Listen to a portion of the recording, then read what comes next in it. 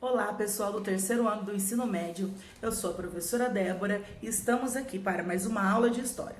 O tema da aula de hoje será a Primeira Guerra Mundial. Na Europa, havia um cenário de tensões que foram fortalecidas, que elas foram embasadas principalmente pelas questões imperialistas, né? O imperialismo que assolava o continente africano e asiático. Por causa desse cenário, eles montaram alianças que fossem favorecê-los em caso eclodisse uma situação de guerra. Porém, eles viviam um contexto que eles chamariam de paz armada. Por que paz armada? Eles estavam se armando, estavam criando um arsenal bélico para, se possivelmente surgisse um contexto de guerra. Para isso, então, eles precisariam formar alianças e se armar até os dentes. Nesse sentido, a Europa se dividiu em dois blocos antagônicos, diferentes, opostos, que seria um protagonizado pelas potências centrais, que seria chamado de Tríplice Aliança. A Tríplice Aliança ela era composta pela Alemanha, Império Austro-Húngaro e Itália. Por outro lado, havia a Tríplice Entente, que era composta pela Grã-Bretanha, pela Rússia e pela França.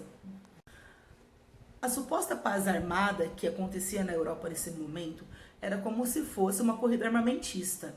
Como eu disse antes, eles estavam montando um arsenal bélico para poder se proteger de uma possível guerra. Eles precisariam só de um pretexto para que essa guerra começasse. E o estopim dessa guerra foi marcado em 1914. O Império Austro-Húngaro, ele era governado por um senhorzinho de 85 anos, Francisco José, que ele tinha saúde muito abalada e ele estava sendo substituído, ele estava sendo amparado pelo arquiduque Francisco Ferdinando. A morte do Francisco Ferdinando foi o estopim para que eclodisse a Primeira Guerra Mundial naquele contexto, em 1914. As principais características dessa guerra foi que ela envolveu 27 nações, tá? E ela mobilizou mais de 60 milhões de pessoas, de homens que foram para essa guerra. Essa guerra deixou um saldo elevado de mortos para aquele período, que variava entre 20 e 30 milhões de mortos, certo? E então, foram muitos gastos, inclusive, com essa guerra, de armamentos bélicos e também de suprimentos, que eram, muitas das vezes, poucos e ineficazes esses recursos que eles tinham no momento. Essa guerra também era considerada uma guerra tecnológica.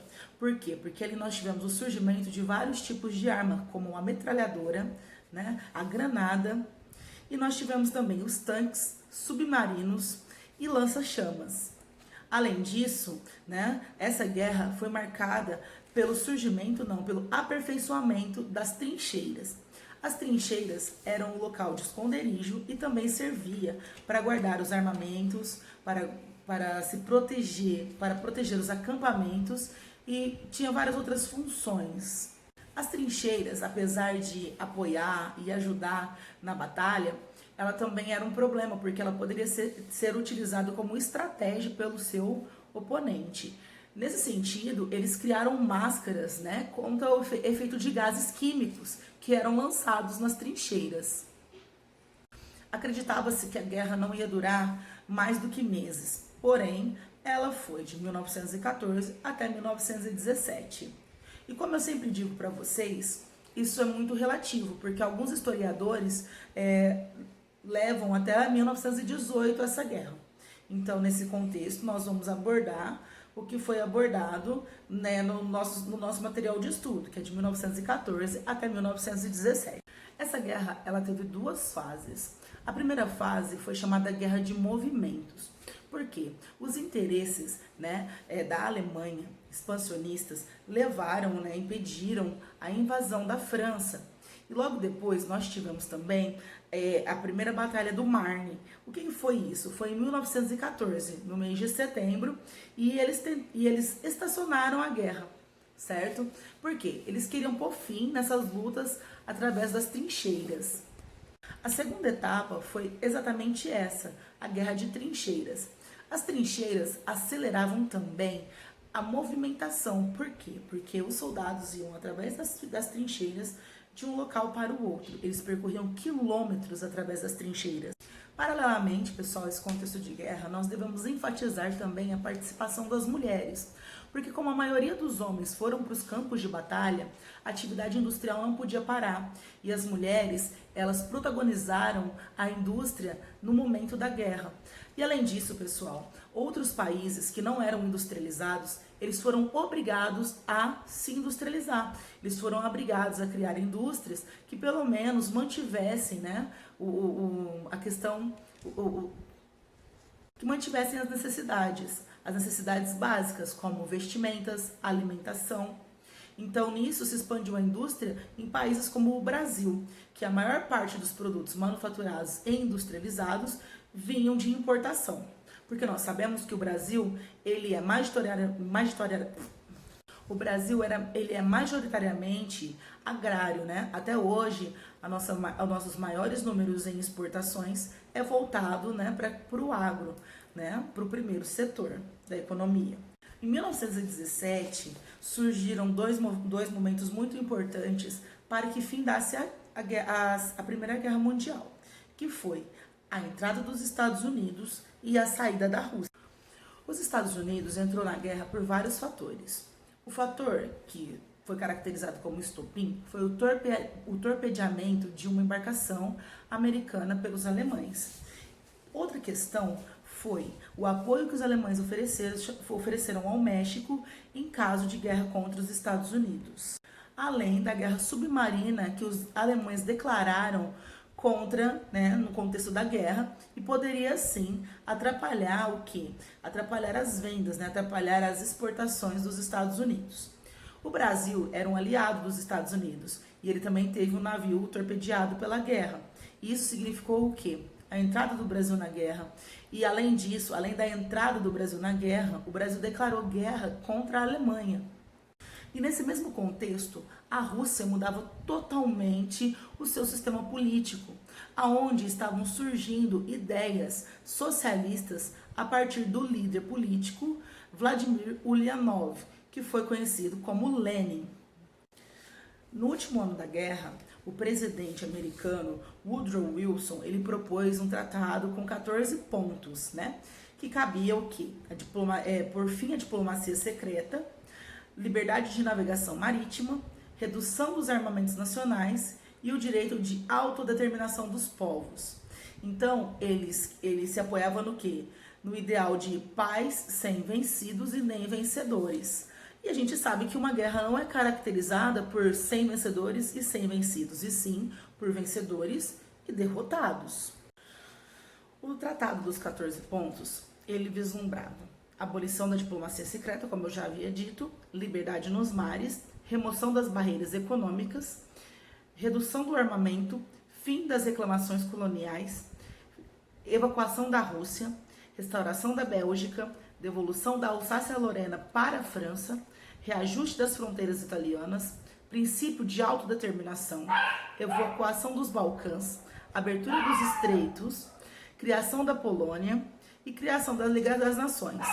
Embora não foi isso que aconteceu, algumas dessas medidas foram incorporadas no Tratado de Versalhes, que foi o tratado que pôs fim nessa Primeira Guerra Mundial.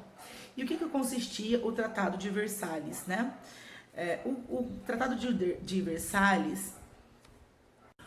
de Versalhes, ele tratava a Alemanha como o principal, né, causador dessa guerra. E ela estava dentre os perdedores. E os vencedores, principalmente Inglaterra e França, né, eles consideravam-se responsáveis por isso tudo que estava acontecendo. Então, eles estabeleceram regras para o fim, né, para o pós-guerra. Os efeitos do pós-guerra se tratou, né, de um acordo de paz para a Alemanha, né, e aí eles perderam a Alsácia-Lorena, que foi devolvida à França, cessaram o corredor polonês, né, para que a Polônia tivesse saída para o mar. A Alemanha perdeu as suas possessões ultramarinas, desmilitarizou-se a Alemanha. A Alemanha teve que pagar uma indenização de 132 bilhões de marcos, ouro, ocupação militar estrangeira no caso de agitações e entrega de parte da produção de carvão e minério de ferro para a França, no título de reparação. E assim surgiu como potência também nesse momento os Estados Unidos. Ele emergiu nesse cenário da Primeira Guerra Mundial como uma potência. Tanto que nós vamos ver mais para frente que foi adotado no mundo inteiro o estilo de vida norte-americano, o American Way of Life. E o presidente Woodrow Wilson, ele sugeriu que fosse criado a Liga das Nações. A Liga das Nações funcionaria como hoje funciona a ONU, né, gente? Ela seria uma mediadora de conflitos entre os países caso houvesse alguma questão diplomática, que surgisse algumas rusgas diplomáticas. Para muitos historiadores, esse desfecho mal resolvido da Primeira Guerra Mundial foi um pretexto para que viria a ser, logo após alguns anos, a Segunda Guerra Mundial.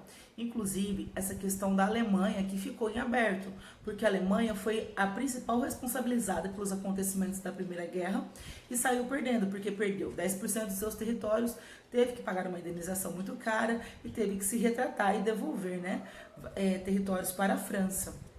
Então, desse jeito, nós vemos que ficou meio que em aberto essa questão da paz após a Segunda Guerra, com o Tratado de Versalhes, que pôs fim à guerra. Nós vimos que ficaram algumas pontas soltas, e isso culminou depois para que possivelmente viesse a surgir uma nova guerra, em decorrência dessas questões mal resolvidas. É isso que eu tinha para falar para vocês. Espero que vocês tenham aproveitado bem o conteúdo. E um beijo, um abraço.